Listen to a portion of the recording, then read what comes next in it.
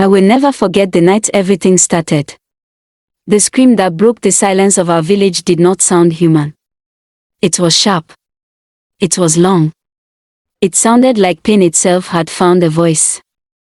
I was sitting outside my uncle's compound, enjoying the cold air after a hot day, when that terrible sound came crawling through the night. At first, I thought it was an animal. But the second scream, the second one, sounded like a man begging for help. My heart jumped. The hairs on my skin stood straight. I looked at my uncle, Baba Kola. His face changed. He knew something I didn't. "Uncle," I whispered, "what was that?" He didn't answer. He only stared at the dark forest path like someone expecting a ghost to walk out. The night became too quiet. No wind. No crickets. No frogs. Even the moon seemed afraid to shine. Then came the rustling. Leaves shaking. Branches snapping. Footsteps dragging. My uncle stood up quickly. "Turned, go inside." But before I could move, a tall figure stepped out from the trees. That was the first night I saw Prince Dyke. Everyone in our village knew the stories, but nobody ever wanted to talk about them out loud. They said Prince Dyke was the forgotten son of an ancient king. They said he had lived for generations. They said he walked at night because the day rejected him. They said human screams followed him like shadows. Some said he was cursed. Some said he was a demon. Some said he fed on people. All nonsense, I used to think. But that night, my thoughts changed forever. Prince Dyke stepped forward slowly. The moonlight refused to touch him. His eyes were sharp and bright, like a hidden fire lived inside them. My uncle collapsed to the ground immediately. His wrapper slipped, but he didn't care. He shook like a child. Prince Dyke smiled. Not a warm smile. Not a friendly smile. A smile that made my bones cold. "Why are you afraid?" he asked Uncle softly. I wasn't expecting anyone," Uncle stammered. Prince Dyke looked at me. His eyes held me like chains. "And you, Turned? Are you afraid?" My throat dried instantly. I don't know." He chuckled gently, like my fear amused him. "Good. You heard the scream, didn't you?" I swallowed hard. "Yes. That means the forest chose you." Before I could even understand his words, something heavy fell deep inside the forest. A dull, disturbing thought that made the ground tremble lightly. Prince Dyke turned, listening carefully. "I have to go," he murmured. Then he looked at me again, straight into my soul. "You will understand soon, Turned." Then he disappeared into the forest like smoke. That same night, 3 villagers arrived in panic, searching for Kenechukwu, a young man who had gone into the forest earlier. He did not return. His scream, that terrible scream, was his. And Prince Dyke knew. The days that followed were filled with confusion and fear. People whispered. People prayed. Hunters searched and returned shaking. Kenechukwu's sandals were found by a fallen palm tree, but the boy himself had vanished as if swallowed by the night. And then, on the 4th night, the footsteps came. Slow, heavy footsteps around our compound. Uncle Kola grabbed his lantern and stepped outside, trembling. The footsteps stopped. Then a soft voice called from the darkness. "Turned." My heart stopped. "Prince Dyke." Uncle tried to block me. "Don't answer. Don't go." But Prince Dyke called again. "Turned, come." His voice carried something that pulled me like wind pulls leaves. I stepped outside slowly. The prince stood under the mango tree, half hidden. "Walk with me," he said. My legs moved on their own. We walked into the forest. The deeper we went, the darker it became. The trees around us bent in strange ways, as if watching us. Prince Dyke suddenly whispered, "From here, do not speak. They are listening." I nodded. Soon, we reached a circle of bare red soil. No grass. No leaves. Nothing. Just empty ground. Then I heard footsteps from every direction. I turned around. They were coming. 6 figures stepped out slowly from between the trees. Their bodies looked human, but their faces were smooth, no eyes, no nose, no mouth. Just dark skin and silence. My blood ran cold. Prince Dyke whispered, "These are the Watchers." The Watchers bowed their heads when he raised his hand, and they began to hum, a deep, strange sound that shook the ground. The earth cracked open slightly. A faint glowing light rose from the soil and wrapped around Prince Dyke like smoke.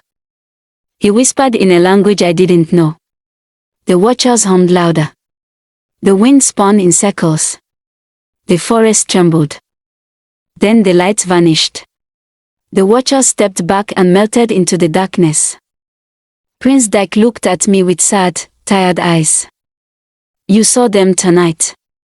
Now your life can never remain the same." I swallowed hard. "Why me?" He sighed deeply. "Because my time is ending, Tond." My chest tightened. "Ending?" He nodded slowly. "I have carried this curse for 300 years. My legs almost gave way. 300. Prince Dyke sat on the bare earth, touching it lightly. "Long ago, my ancestors made a mistake. A deep mistake. They woke something ancient with their greed. The Watchers. Beings older than our lands. Beings who cannot die. Beings who hunger for life." The wind blew softly, almost as if listening. "My father, the king, promised them an offering. Every season, a life must be given.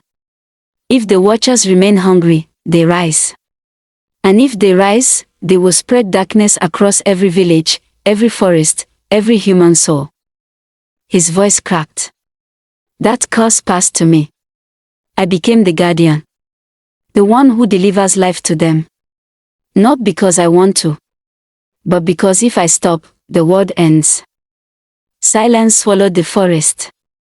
I wanted to run. I wanted to shout. I wanted to cry. But my body refused to move. Prince Dyke looked at me with eyes filled with centuries of pain. "You think I am evil, Tond. But I am a prisoner." He stood up slowly. "The forest chose you because you carry something old. Something strong. You have a rare spirit. The Watchers know. They feel you." My mouth trembled. "I don't want this." "You don't choose," he whispered. "Destiny chooses." The ground vibrated again. The trees shook lightly, almost bowing. Prince Dyke touched my shoulder. "Tond, tonight, I will transfer the curse." "No." I screamed. "Please, I'm just a boy. I can't." "You will not die," he said gently. "But your life will no longer be normal." He stepped back. The Watchers stepped out again, 6 of them, forming a circle around me. Their humming returned, louder, stronger. The wind picked up. The earth cracked open wider. A blinding red glow shot upward, surrounding Prince Dyke. He stretched his hands toward me. The Watchers hummed louder. The ground responded. My ears rang. My vision blurred. Prince Dyke's body began to fade into light, slowly, like dust carried by the wind. His voice echoed. "Tond. From tonight, you will walk 2 worlds. The world of humans and the world of shadows." The red light exploded upward. I screamed. When my eyes opened again, I was on the ground. Prince Dyke was gone. The Watchers were gone. The forest was silent. Completely silent. I stood up, shaking violently. My chest was burning. My head was hot. My hands were trembling uncontrollably. Then I heard footsteps behind me. Slow. Heavy. Familiar. I turned. And I froze. The watchers were bowing to me. A cold wind blew across my back. And then, I understood. The curse had passed. I was now the guardian. The feeder. The keeper of the watchers. Prince Dyke was gone. His 300 years had ended. And mine had just begun. I stumbled out of the forest near dawn, weak and shaking. Uncle Kola saw me and screamed in fear. He wanted to take me to the elders, but the moment I tried to tell him what happened, my voice changed. It became deep. Strange. Heavy. Protecting the secret. And I understood. I could never tell anyone. If I spoke, the watchers would rise. From that day, I lived two lives. By day, I was stunned. Quiet. Normal. The village boy. But at night, the forest called me. The watchers hummed for me. The ground opened for me. The curse lived in me. And every season, when the watchers hungered, a scream echoed in the night. People whispered again. People prayed again. People feared again. But they never knew. Prince Dyke was gone. And I had taken his place. The curse remained alive. And so did I. Walking between worlds. Forever.